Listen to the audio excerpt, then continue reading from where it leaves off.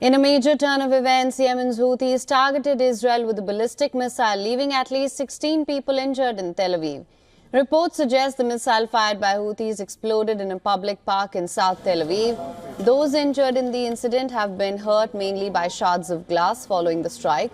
The Israeli military says it failed to intercept the missile launched from Yemen despite multiple attempts.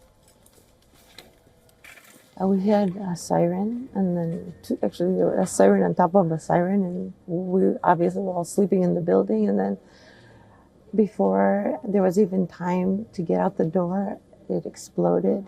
The ballistic missile landed right behind our building, and all the windows blew in on the first, second floor, and the whole area.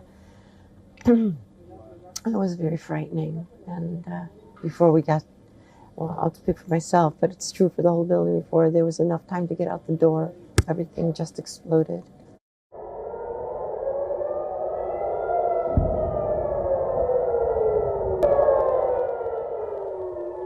These are the images of sirens blaring over central Israel after projectiles streaked across the sky, followed by a loud explosive sound. Houthis claim to have targeted Tel Aviv with a hypersonic ballistic missile type Palestine 2. The approximate distance from Yemeni borders to Tel Aviv is 2,040 kilometers. This comes 2 days after a series of intense Israeli airstrikes shook Sana'a, the Houthi-held capital, and the ports of Hodeidah, Salif and Ras Isa oil terminal on the Red Sea, killing at least 9 people. With God's help, the missile force of the Yemeni armed forces targeted a military target of the Israeli enemy in the occupied area of Jaffa with a hypersonic ballistic missile type Palestine 2. The missile hit its target with precision, and the defense and interception systems failed to intercept it.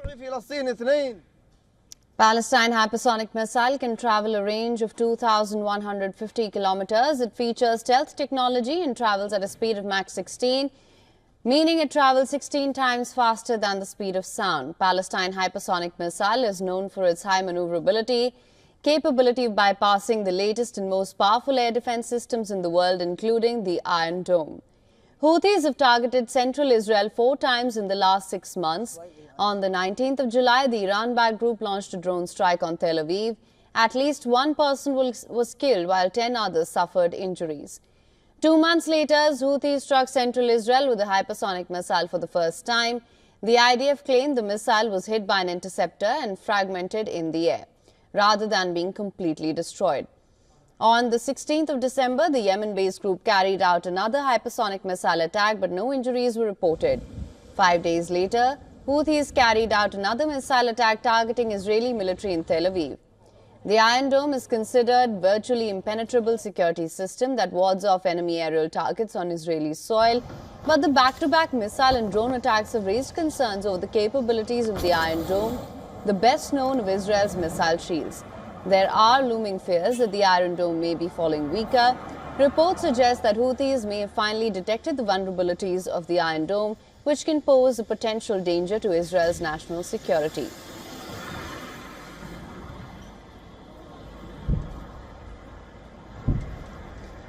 Now, joining us live on the broadcast is Giorgio Cafiero, who is a CEO, Gulf State Analytics and Professor, Georgetown University.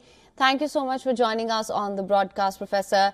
Now, of course, perhaps the biggest admission here by Israeli military is that it could not intercept the missiles. This has, of course, raised concerns over the efficacy of the Iron Dome. What's your assessment of this? Well, thank you. Good to be on your network. I think we need to see this development in a larger regional context. Obviously, in recent months, Iran and the so-called axis of resistance led by the Islamic Republic has been dealt some very severe blows, and Israel is feeling increasingly confident about its position in the Middle East vis-a-vis this axis of resistance. But I think it's quite clear that at this point, the Houthis have established themselves as the actor that's kind of in the front seat of the Iran-led axis of resistance. And Israel, for all of its military operations in Yemen, against the backdrop of Washington and London's military operations in Yemen, it's not been able to deter the Houthis. And I think Israel is going to face a very serious challenge moving into 2025 when it comes to the threat that the Houthis are able to represent toward Israel. And I think without some sort of a diplomatic solution to the regional crises, bringing us really to a ceasefire in Gaza, the Houthis are going to continue undermining Israel's sense of security and confidence. Right. In fact, I was just going to come to this. Hamas and two other Palestinian militant groups have said that a Gaza ceasefire deal with Israel is closer than ever. Of course, provided that Israel does not impose any new conditions. That being said, do you think these incidents are likely to have an impact on the possibility of a ceasefire agreement? Well, there's no doubt that these Houthi ballistic missile and drone attacks against Israel increase the costs that Israel has to pay for a continuation of its genocidal war on Gaza. That being said, I don't think the Israeli government wants to appear weak, and it doesn't want to have Israel's enemies in the region get the feeling that these types of missile and drone attacks against Israel force Tel Aviv into making concessions to Hamas or any other groups in the axis of resistance. So I'm not sure if the Houthi attacks will necessarily be a game changer, at least anytime soon, when it comes to Israel's calculations about a Gaza ceasefire, but they're certainly a factor in play that we can't ignore. Sir, absolutely. But just to get better understanding of this, of course, as you mentioned, this Houthi attack, do you think this represents any sort of an escalation in West Asia, which already is a volatile region at the moment? We're seeing conflicts on various fronts. Do you think this would perhaps push Israel to reassess its strategy? You said that Israel would not want to appear weaker, and Israel has always been adamant on the fact that it wants the complete annihilation of Hamas. That being said, do you think this would perhaps prove to be a call for Israel to take a step back and perhaps reassess its strategy?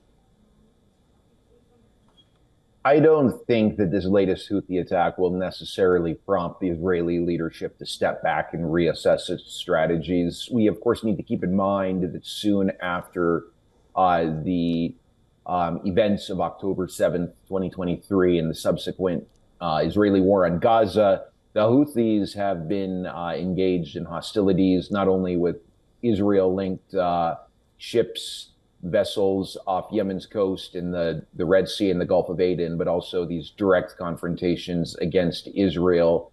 So I'm not so sure that today's attack, as significant as it was, will necessarily lead to any fundamental changes in Israel's foreign policy. I could be wrong about that, but I just don't have an easy time imagining that happening. All right. Professor Cafiero, thank you so much for joining us on WION World is One with your insights and perspective on this. Thank you. For latest news, download the WION app and subscribe to our YouTube channel.